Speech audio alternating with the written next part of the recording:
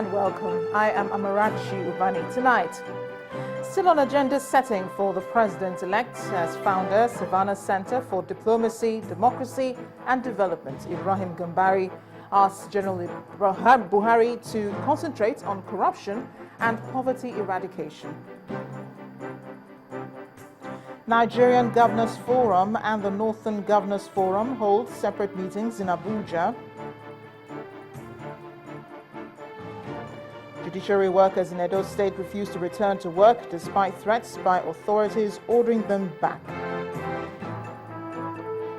And European Union ministers approve a naval force to combat activities of human traffickers from Africa and Asia. On Business News tonight, Financial Reporting Council's Code of Corporate Governance has been described as high-handed. On sports news tonight, former Grand Slam doubles tennis champion Bob Hughes has been sentenced to 6 years in prison after being found guilty of rape.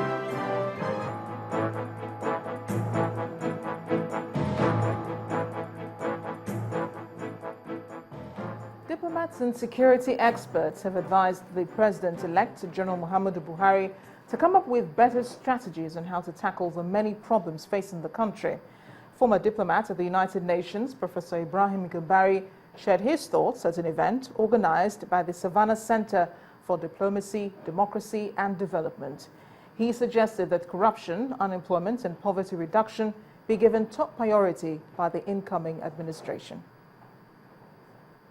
How to ensure rapid development, provide a dividend of democracy to the people, and ensure that the economy works for all Nigerians is what informed this meeting organized by the Savannah Center for Diplomacy, Democracy and Development. While issues of insecurity, rising unemployment and lack of social inclusion seem to be the order of the day, speakers at this gathering say the incoming administration must see all of these as challenges that must be resolved soon. We need a new way of looking at security, not just the physical security of Nigeria, but the human security of the people of Nigeria, because all the non-military threats to security must be addressed. You know, unemployment, particularly among the youth, also social infrastructures, physical infrastructures, all the things that will ensure that the people will be content. We believe that there is a strong relationship between security and good governance. If there is no peace, you cannot talk of development. If there is no peace, you can't talk of growth. If there is no peace or stability, you cannot talk of anything. So there is a strong relationship. But another speaker at the event, retired Major General Ishola Williams, has a different view on how to solve the country's problems. He believes that the middle class is responsible for some of the anomalies experienced in the nation's polity. If any country is in a mess, it's the fault of the middle class.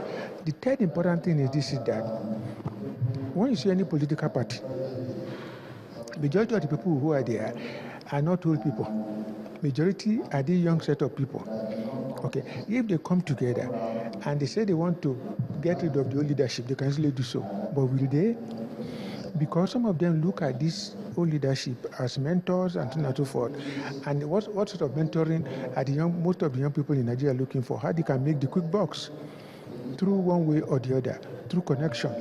And in Nigeria, no matter how brilliant you are, in most cases, whom you know to get what you want, or sometimes what you need.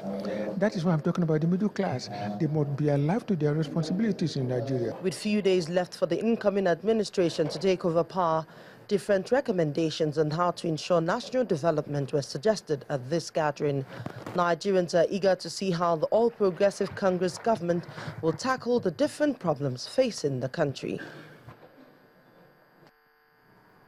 Indeed, one of the problems awaiting the incoming government is the challenge of insecurity in the northeast. This evening, suspected Boko Haram terrorists attacked Madagali local government area of Adamawa State. Witnesses say that the insurgents killed about 24 people before taking away women and children. The residents of Sabongeri area have been forced to flee, saying the terrorists began shooting sporadically. And the president, Goodluck Jonathan, will set out to Accra tomorrow to attend his last ECOWAS meeting as President of Nigeria. Tomorrow's meeting, which coincides with the 40th anniversary of ECOWAS, is expected to examine regional peace and stability, the situation in Burkina Faso, Guinea-Bissau, and then consider other issues that may arise. Tomorrow's event is the 47th ordinary session of the ECOWAS heads of state and government. President Jonathan will be accompanied by the Minister of Foreign Affairs, Ambassador Aminu Wali, House of Representatives Majority Leader Mulikata Konde, and some of his principal aides. He is expected back in Abuja at the conclusion of the one-day summit. Meanwhile, President Goodluck Jonathan today relieved the Executive Secretary of the Investment Promotion Commission, Mrs. Saratu Umar, of her duties. In her stead, Mrs. Uju Hassan Baba has been appointed to head the commission with immediate effect. Other changes effected by the President include the renewal of the appointments of Ladi Katagum and Reuben Kifasi as directors of the Investment Promotion Commission for another 4 years, starting immediately. The new head of NIPC, Mrs. Hassan Baba, was until her appointment the Director General of the Legal Aid Council of Nigeria. She was also Honorable Attorney General and Commissioner of Justice in Anambra State. Mrs. Baba headed the panel that reviewed the Pioneer Status Scheme of the NIPC. Officials of the Edo State Judiciary Service Commission have forced open the gates of the State High Court premises along Sapele Road in Benin City. They were acting on the directive by the Commission to the striking judiciary workers resume work on Monday or risk being fired. The judiciary workers in Edo State have been on strike since January this year in protest against alleged refusal of the state executive to grant financial autonomy to the judicial arm of government in the state. In a recent reaction to the strike, Governor Adams Oshomole said the state government, as a matter of policy, cannot be intimidated into giving in to the workers' demands. Entrance gates under lock and key, heavy security presence around the fenced premises, and some judiciary workers, apparently dressed for work, standing well aside, make up one of the scenes around the Edo State High Court on Sapele Road, Benin City, in the early hours of Monday. To complete the list are other members of the Judiciary Staff Union of Nigeria, Edo State branch, who, with the union leaders, gather to prevent entry into the premises. This group again vows not to give up the struggle for judicial autonomy, although the State's Judicial Service Commission had last weekend directed via text messages that the striking workers return to work on Monday or risk being fired. Be rest assured that these gates will not be opened by any kind of threats from any quarters and anywhere. But to say that the workers in judiciary were resolute until the autonomy of judiciary in the country, particularly Edo State, is complied with. Let me be frank, it is only Edo. It's only Edo State. The conscience, we are calling on well-meaning Edo people. Churches, come and save a soul in judiciary for a cause that has to do with the Constitution of the Federal Republic of Nigeria. And then some officials of the Judicial Service Commission arrive, make their way to the locked gate, and deaf to the union's threats, cut the locks open. I act on instructions. The State Judicial Service Commission, in its own wisdom, has decided that it is appropriate to open the gates and permit workers who are desirous of going back to work to go back to work. For those who want to continue on their strike, of course, they have the right to continue with the strike. The stand of the Commission is that all workers of Edo State Judiciary should resume duty today, without which they know the consequence that follows. The gate, now wide open, does not, however, beckon on the workers who choose to keep faith with the union. There is no way any worker in Edo State Judiciary will go back to work until our demands are met. We are not asking for salary increase. All we are saying, we want uhuru, we want freedom. For now, the Judicial Service Commission has had its way by forcing the court gates open.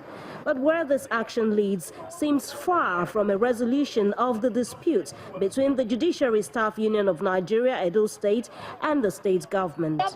I know I'm prepared to do anything. No man is God. No man is God.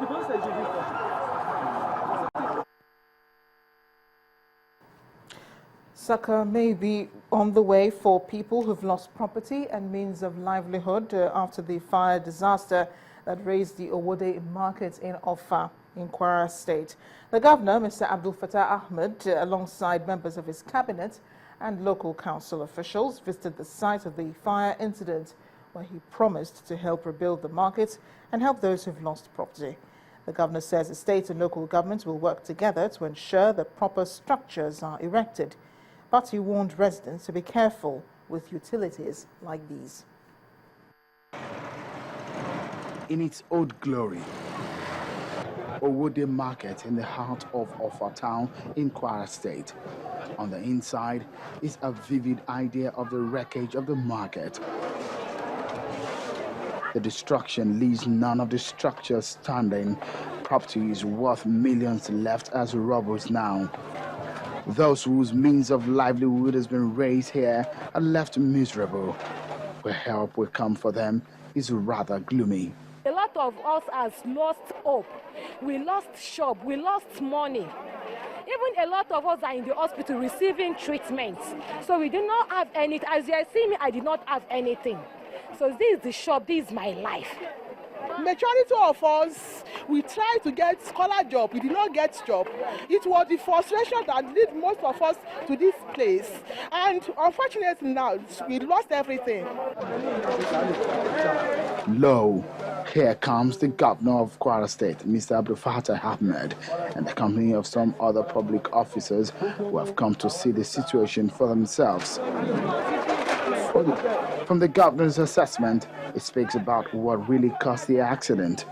From the preliminary reports that we've had, it's not unconnected with the power surge, which of course would serve as a message to our people on how to manage electricity when they leave their houses, when they leave their shops. They should know when to put it off and when to put it on. With the cry of the owners of the stores, what will the government do? It is happening at a very crucial time when the economy is biting hard. But government at the state level would partner with the government at the local government level under a public-private partnership arrangement to get a brand new market here. And most importantly, we'll create a scheme that would empower those whose assets were involved in the loss to access soft loans that will enable them to jumpstart their businesses and move back to normalcy. Lessons learned, hard one at that. The pain the disasters left may not go away just easily, but how will these be averted in the future should be a greater lesson. Sheung Okimbale, Channels Television News. In part 2 after the break, Nigerian University on 20th place on list of top Africa 50 universities. Please join us again.